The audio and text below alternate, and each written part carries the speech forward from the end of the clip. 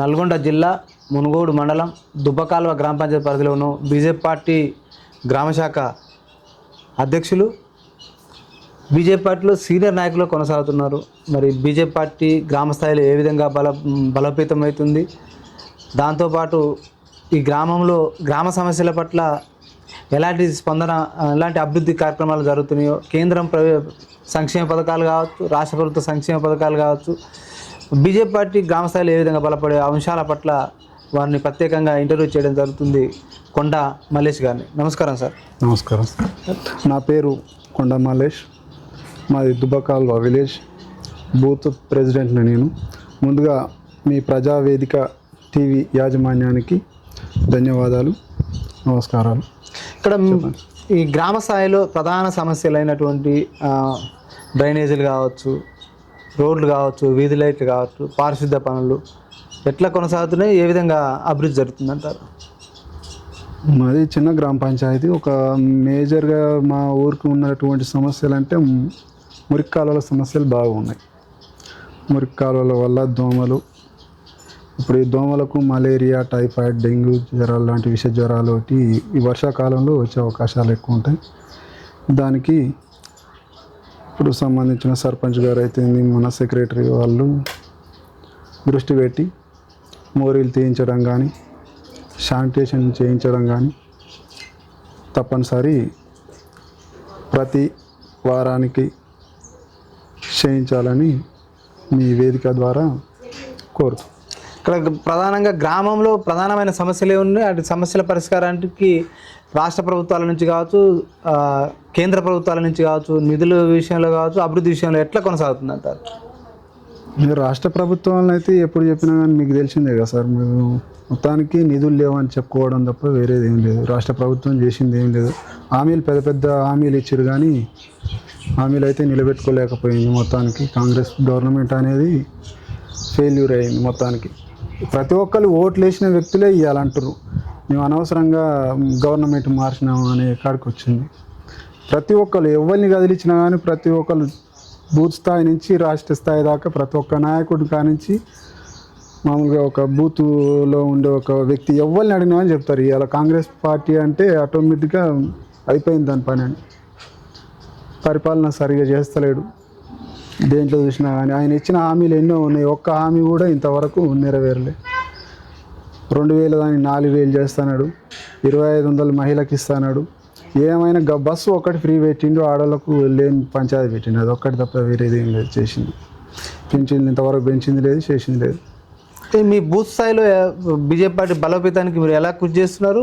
ఎలాంటి స్పందన ఉంది? యువత రాజకీయాల వైపు రావడానికి ఎలాంటి స్పందన కనిపిస్తుంది?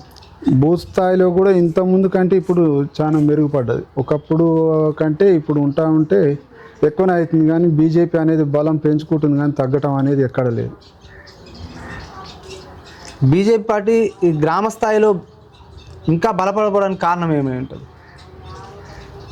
కొంత నాయకుల దగ్గర ఉన్నది. ఇంకా కూడా మన దగ్గర ఏమైందంటే మన తెలంగాణ, ఆంధ్రప్రదేశ్, ఇక్కడ ఈ మన దక్షిణ తెలంగాణ రాష్ట్రాలలో బీజేపీ అంటే ఒక మతతత్వ పార్టీ అని ఒక ముద్ర పడిపోయింది. ఇంకోటి ఆ పొద్దు నుంచి కాంగ్రెస్ చేసింది, అది చేసింది, వాళ్ళు చేసింది ఏం లేదు. ఇప్పుడు ఒకప్పుడు ఉన్న డెవలప్మెంట్కు ఇప్పుడున్న డెవలప్మెంట్కు అసలు పొంతనే లేదు సార్. ఇప్పుడు ఒకప్పుడు 300 మెడికల్ కాలేజీలు ఉంటే ఇవాళ 800 మెడికల్ కాలేజీలు వచ్చినాయి. కేంద్ర ప్రభుత్వం తెచ్చింది 500 మెడికల్ కాలేజీలు. ఒకప్పుడు ఎయిర్పోర్ట్లు ఎన్ని ఉన్నాయి, ఇప్పుడు ఎన్ని ఉన్నాయి. రైల్వేలు ఇప్పుడు ఎంత, రైల్వే మార్గాలు ఇప్పుడు ఎన్ని పెరిగినాయి, ఇంతకుముందుకు ఎంత ఉన్నది. ప్రతి ఒక్కటి జనానికి ప్రతి ఒక్కటి అవగాహన వస్తుంది. ఇప్పుడిప్పుడే చైతన్యం అవుతురు. ఏదో ఒకరోజు ఖచ్చితంగా బీజేపీ రేపు 2029లో ఖచ్చితంగా తెలంగాణలో జెండా బాతుంది.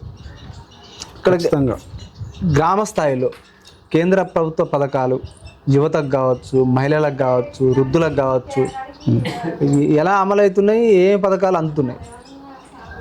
ఈరోజు చూసుకుంటే గ్రామ స్థాయిలో కూడా ఎన్ఆర్జీఎస్ నిధులు అనేది కేంద్ర ప్రభుత్వం నుంచి మీ ఊరికి గ్రామ పంచాయతీ బిల్డింగ్ లేదా ఖచ్చితంగా గ్రామ పంచాయతీ బిల్డింగ్ కట్టుకోండి, మీకు ఏమంటే శాంక్షన్ చేపిస్తానని గవర్నమెంట్ ఆటోమేటిక్గా చెప్తున్నాను.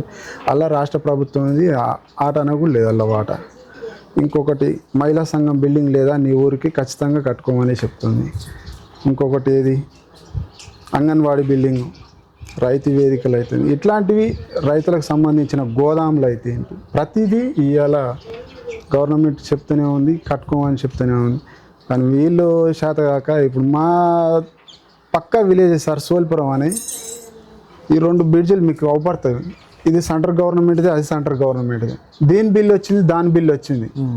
సోల్పురం స్టేట్ గవర్నమెంట్ది, అది మన రాష్ట్ర గవర్నమెంట్ది. ఇంతవరకు రూపాయి వేయలే. వాళ్ళు సంవత్సరం అయితే బిల్లు రాక తిరగబట్టి వాళ్ళు లేదాడ. రాష్ట్ర ప్రభుత్వం దగ్గర చిల్లి గవ్వ లేదు. సోలిపురం అనే గ్రామంలో బ్రిడ్జి అయిపోయి కంప్లీట్ అయిపోయింది పని, ఇంతవరకు రూపాయి బిల్లు రాలే. ఏం చేస్తారు సార్? కాంట్రాక్టులు ఏం చేయగలుగుతారు? వాళ్ళు ఏ నుంచి తీసుకొచ్చి పెట్టగలుగుతారు? మీ కాడ చెప్పుకోవడమే మాటలు పెద్దగా ఉన్నాయి, కానీ చేసేది ఏం లేదు ఆడ. సార్, ప్రధానంగా గ్రామీణ స్థాయిలో వ్యవసాయం మీద ఆధారపడుతుంది రైతాంగం మొత్తం. కేంద్రం వ్యవసాయ రంగానికి ఎలాంటి సౌకర్యాలు కల్పన చేస్తుంది అంటారు? ఫసల్ బీమా యోజన అని పెట్టింది సార్. దానివల్ల పంటకు ఎలాంటి నష్టం వచ్చినా కానీ దీన్ని అసలు మన రాష్ట్ర ప్రభుత్వం, మన దరిద్రం ఏంటంటే ఇప్పుడు కేంద్రంలో ఒక పార్టీ అయిపోతుంది, రాష్ట్రంలో ఒక పార్టీ అయిపోతుంది. ఆ కేంద్రంలో ఉన్న ఫసల్ బీమా యోజనని మన రాష్ట్ర ప్రభుత్వం కూడా అమలు చేస్తే కొంత నిరుపేద రైతులకు కానీ రైతులకు చాలా వరకు దానివల్ల మేలు జరిగే అవకాశాలు ఉన్నాయి. ఈ ఫసల్ బీమా అనేది మన రాష్ట్రంలో అసలు ఇంతవరకు అమలు చేసింది లేదు. ఏమనంటే రైతు బంధు ఇస్తున్నాం అంటారు, రుణమాఫీ అని అంటారు, కానీ అది పూర్తి స్థాయిలో అది అయ్యింది లేదు, చేసింది లేదు. ఇప్పుడు ఏదైతే ఇప్పుడు కేంద్ర ప్రభుత్వం రైతులకు ఏదైతే స్కీమ్ ఉందో పడుతుంటాయి కదా, డబ్బులు పడుతుంటాయి. ఆ డబ్బులు అంటే 2000 PM కిసాన్ నిధులు 2019 వరకే పడ్డాయి. 2019 నుంచి ఇప్పుడు 2025, 26 నడుస్తుంది కదా. ఇక్కడ కొంతమందికి రావట్లేదు అంటున్నారు. మరి దానిపై ఎందుకు అంటే అక్కడ ఆ పోర్టల్లో నమోదు చేసుకున్నా కూడా కొంతమంది డబ్బులు పడతలేవు అంటున్నారు. కారణం ఏంది? మరి దానిపై ఏమన్నా మీ PM కిసాన్ డబ్బులు పడలేదని అంటే అది ఇక ఎవరినైనా చర్చకు వెళ్తాం సార్. ఇప్పుడు మన మునుగోడు చౌరస్తాలైనా ఏం లేదు, ఎక్కడైనా ఏం లేదు. PM కిసాన్ డబ్బులు ప్రతి ఒక్కరికి పడుతూనే ఉన్నాయి. ఈరోజు కొత్తగా ఎవరైతే రిజిస్ట్రేషన్ చేయించుకురో దాన్ని ఎమ్మటే పోయి మన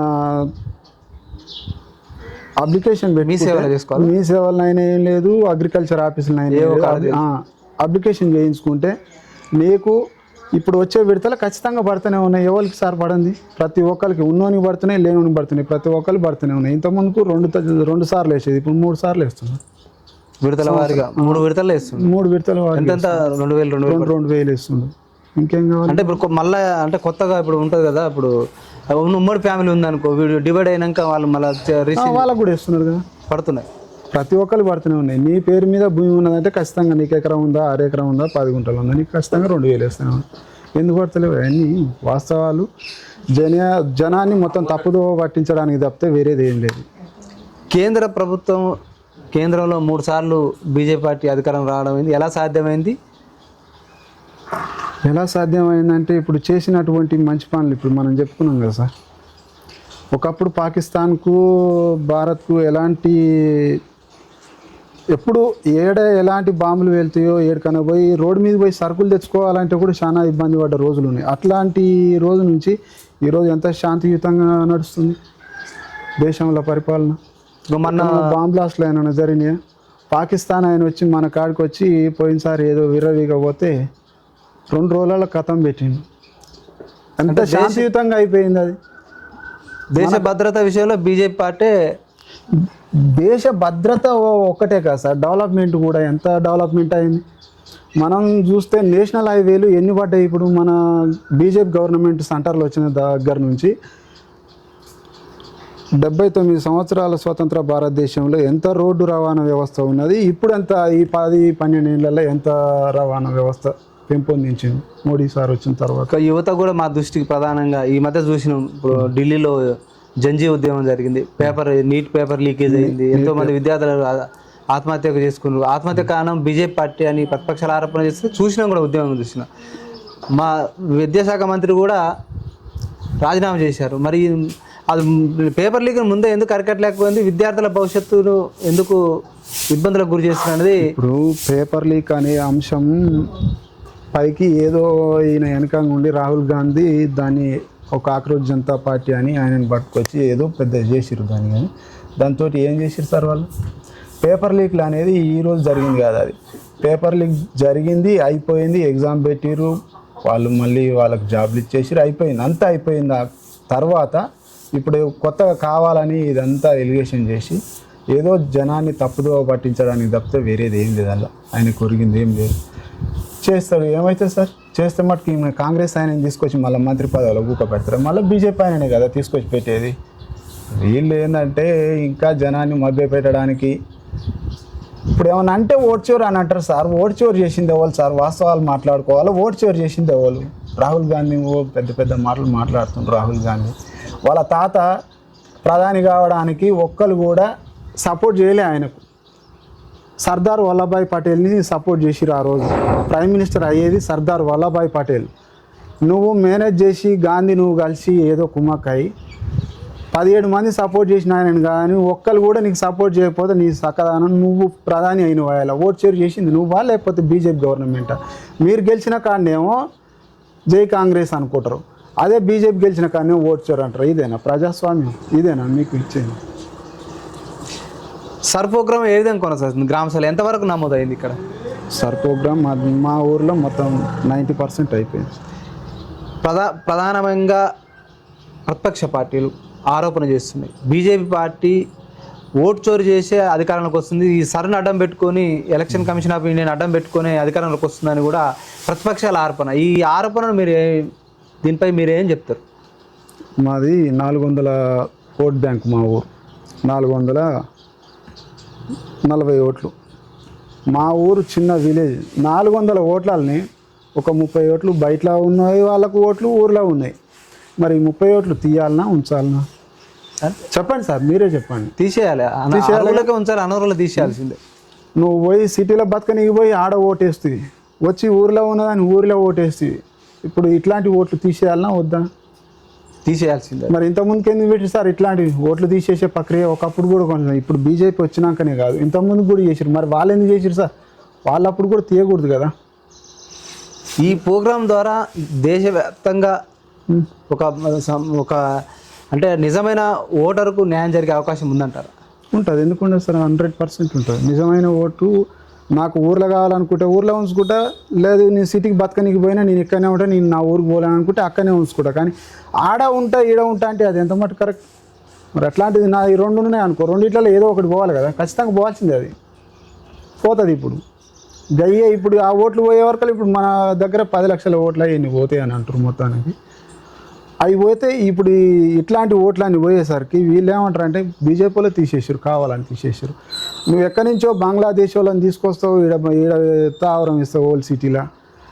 పాకిస్తాన్ వాళ్ళని తీసుకొచ్చి ఈడ పెడతావు, ఎక్కడెక్కడ వాళ్ళని తీసుకొచ్చి ఈడ ఓల్డ్ సిటీలో నువ్వు ఓట్లు ఇచ్చి, పాత బస్తీలో ఓట్లు ఇచ్చి, ఇప్పుడు అట్లాంటి ఓట్లు పోవాలన్నా వద్దా? పోవాలి కదా సార్.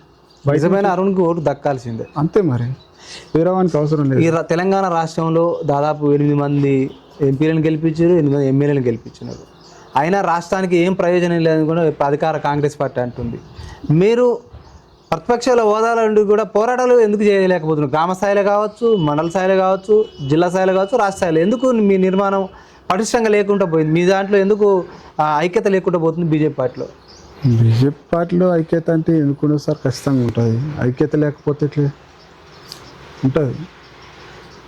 ఇంకా కావాలి బలం అనేది. ఇంకా మా నాయకులు అనేది కొంత మంచి బలం వచ్చే ముందర బండి సంజయ్ తీసేయడం ఒకటి మా పార్టీకి మైనస్ సార్. అది పార్టీ మంచిగా బలోపేతం చేసింది బండి సంజయ్, ఆ మూమెంట్లో తీసేయడం అది పార్టీకి కొంచెం నష్టం జరిగింది దానివల్ల.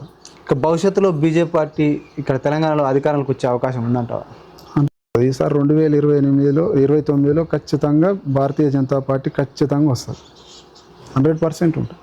వస్తే మీరు మొదటగా ఏం అభివృద్ధి పనులు చేయబోతున్నారు, చేసే అవకాశం ఉన్నట్టు ఈ తెలంగాణ రాష్ట్రంలో? తెలంగాణ రాష్ట్రంలో ఫస్ట్ రైతులకు నీళ్ళు రావాల్సిందే, నిరుద్యోగులకు ఉద్యోగాలు రావాల్సిందే, ఇంకొకటి రోడ్డు రవాణా ఒకటి డెవలప్మెంట్ రావాల్సిందే, విద్య వైద్యం పేదలకు ఉచితంగా రావాల్సిందే. ఈ ఉచిత పథకాలకు బీజేపీ పార్టీ వ్యతిరేకమా అనుకూలమా? ఉచితాలకు వ్యతిరేకం సార్, వాస్తవం వాళ్ళు మాట్లాడుకోవాలి. కానీ ఉచితాలు వేస్ట్ సార్. నువ్వు ఆ వ్యక్తికి ఏదైనా పని బతకనీకి ఏదైనా పని చూపించు, ఆ పని మీద తను చేసుకుంటూ ఆ పని చేసుకుంటూ నలుగురికి ఉపయోగపడేటట్టు చూపించాలి. కానీ ఒక మనిషిని ఉచితంగా నీకు బియ్యం ఇస్తాం, ఉచితంగా నీకు పెన్షన్ ఇస్తాం, ఇట్లాంటివి వేస్ట్. ఈ స్కీమ్లే వేస్ట్. ఇప్పుడు ముసలోళ్ళు ఉన్నారు సార్, ఇప్పుడు మా అమ్మ ఉన్నది, ఆమెకు 80 సంవత్సరాలు ఉంటాయి. అట్లాంటి వాళ్ళకి పింఛన్, కానీ అయిన వాళ్ళకు కాని వాళ్ళకు ప్రతి ఒక్కరికి ఇచ్చి దేశాన్ని మొత్తం మనలాంటి కష్టపడి చేసుకుంటే వాళ్ళు మొత్తం జలగలు బట్టి పీకినట్టు మన కాడ వసూలు చేసి వాళ్ళ అట్లాంటి వాళ్ళకి ఇచ్చారు. ఎంత మటు కరెక్ట్ సార్ అది? అయిన వాళ్ళకి కాని వాళ్ళకి అర్హులకి ఇవ్వాలంటారు. అర్హులకే ఇవ్వాలి. ఒక వికలాంగులు ఉన్నాడు, ఒక ఏజ్ బార్ ముసలోళ్ళు ఉన్నారు, అట్లాంటి వాళ్ళకి ఇవ్వండి. ఇక్కడ రాష్ట్ర ప్రభుత్వం, కాంగ్రెస్ ప్రభుత్వం ప్రజాపాలన ప్రతిపాలన ఎలాంటి అభివృద్ధి జరుగుతుంది? ఇప్పుడు అలాగా 6 గ్యారెంటీ ఎట్లా అమలు అవుతున్నాయి అంటారు? ఇక ప్రజాపాలన గురించి ఎంత తక్కువ చెప్పుకుంటే అంత మంచిది సార్, వేస్ట్. దాని గురించి ఎంత తక్కువ మాట్లాడుకుంటే అంత మంచిది. ఏమున్నాయి సార్ ప్రజాపాలన? ఒకప్పుడు టీఆర్ఎస్ గవర్నమెంట్లో జరిగిన అభివృద్ధే కానీ ఇప్పుడు కాంగ్రెస్ గవర్నమెంట్ వచ్చి 2 సంవత్సరాలన్నర దాటిపోయింది, ఆల్రెడీ 3 సంవత్సరాలు దగ్గరికి వస్తుంది. ప్రతి ఒక్కటి మొత్తం వెనకబడిపోయింది. ఈరోజు కాంగ్రెస్ గవర్నమెంట్ వచ్చిన తర్వాత మొత్తం వెనకనే పడ్డది. ఇండస్ట్రియల్ కావచ్చు, రియల్ ఎస్టేట్లు కావచ్చు, ప్రతి రంగంలో వెనకబడ్డది. ఇప్పుడు తెలంగాణలో కాంగ్రెస్ పార్టీ వచ్చిన తర్వాత మొత్తం వెనకబడిపోయింది మన తెలంగాణ రాష్ట్రం. ఇక బీజేపీ పార్టీలో సామాన్య కార్యకర్తకు పదవుల విషయంలో న్యాయం జరుగుతుందంటారా? న్యాయం జరుగుతుందా? 100% జరుగుతుంది సార్. కాంగ్రెస్ పార్టీలను లేకపోతే బయట టీఆర్ఎస్ పార్టీలో ఇంకా పెద్ద వేరే పార్టీలల్లో ఎవరైతే నాయకులు జేబులో 4 రూపాయలు ఎక్కువ ఉన్నాయో ఆ పూటకు వచ్చినోని పట్టుకొని ఎలాడతారు. కానీ బీజేపీ ప్రభుత్వం అనేది, ఈ పార్టీ అనేది అట్లాంటివి చేయదు. బీజేపీ పార్టీలో ఎట్లుంటుందంటే ఒక కార్యకర్త నమ్ముకున్న పార్టీ కోసం, సిద్ధాంతం కోసం, ధర్మం కోసం కష్టపడే కార్యకర్తని వాడు ఏ మూలకున్నా ఎలాంటివి కానీ గుర్తించి వాళ్ళు తీసుకొచ్చి 10 మందిలో చూపించే ఈయన పార్టీకి పనిచేసిన చూపించే పార్టీ భారతీయ జనతా పార్టీ. అట్లాంటి పార్టీలు ఇప్పుడు లేవు. ఇప్పుడు కాంగ్రెస్ కానీ టీఆర్ఎస్ కానీ పైసలు ఈ పూటకు ఎవరి జైలు అయితే ఎక్కువ ఉంటాయో వాడు ఈ పూటకు మన పార్టీకి పైసలు ఖర్చు పెడతాడు అని అనుకున్నోనికే పదవులు ఇస్తారు. కానీ బీజేపీ పార్టీలో అట్లా ఉండదు. అంటే కమర్షియల్ రాజకీయాలు అయిపోయినాయి అంట. వాళ్ళవి మొత్తం అంతే, ఫస్ట్ నుంచి అంతే కదా సార్. వాళ్ళవి కొండా మల్లేష్ బీజేపీ పార్టీలో పదవులు ఏమైనా ఆశిస్తున్నాడా? మరి మంచి పదవులు వస్తే ఇంకా పై స్థాయికి పోయే అవకాశం ఉందంటారు? ఇక నాకు ఇంతకంటే ఇంకా మంచి పదవులు ఏం చేస్తాం సార్, మేము ఊర్లలో ఉంటోళ్ళం. మా పార్టీ నా తోటి అవుతుంది అని అనుకుంటే మా పార్టీ ఎలాంటి పదవులు అప్పచెప్పినా కానీ పార్టీ కోసం కష్టపడతా ఖచ్చితంగా. నా వంతుగా నాతోటి ఈ పని అవుతుంది, నీతోటికి ఈ పని అవుతుంది మళ్ళీ చెయ్యి అని మా మండల పార్టీ నాకేమన్నా ఇస్తే మటుకు ఖచ్చితంగా చేస్తాను. మీ గ్రామ ప్రజలకు ఏం చెప్పదలుచుకుంది? బీజేపీ పార్టీ చేస్తున్న పథక అభివృద్ధి పనులు కావచ్చు, బీజేపీ పార్టీలో చేరాలంటే కూడా మీరు ప్రజలకు ఏం సూచన చేస్తున్నారు? బీజేపీ పార్టీ ప్రతిదీ ఈరోజు డెవలప్మెంట్ విషయాలలో ప్రతిదీ మంచిగా చేస్తుంది సార్. ఇప్పుడు గ్రామ స్థాయిలో నీకు మరుగుదొడ్లు కానీ మనం చెప్పుకున్నాం సార్, మోరీలు కానీ, సీసీ రోడ్లు కానీ, అండర్ గ్రౌండ్ డ్రైనేజ్ కానీ, ప్రతిదీ పల్లె ప్రకృతి వనం కానీ, క్రీడా ప్రాంగణాలు కానీ, ప్రతిదీ సెంట్రల్ గవర్నమెంట్ నుంచి వచ్చే నిధులతోటే కదా సార్. ఇప్పుడు మనం వెళ్ళాక చెప్పుకున్నట్లయితే ఇప్పుడు గ్రామ పంచాయతీ బిల్డింగ్లు అయితేంది, అంగన్వాడీ బిల్డింగ్లు అయితేంది, కమిటీ హాల్ అయితేంది, చాలా ఉన్నాయి. ఇప్పుడు మీకు భారతదేశంలో కావచ్చు, రాష్ట్రంలో మీకు నచ్చిన నాయకులు ఎవరున్నారు? అత్యంతంగా ఇష్టపడే నాయకులు ఇండియాలో? మన ఇండియాలో అంటే ఇక మోడీని సార్. మోడీ తర్వాతనే ఎవరైనా మోడీని నెంబర్ 1 నాయకుడు. అంటే అలాంటి నాయకుడు ఈ తరానికి దొరకడం మనకెంతో అదృష్టం అనుకోవాలి.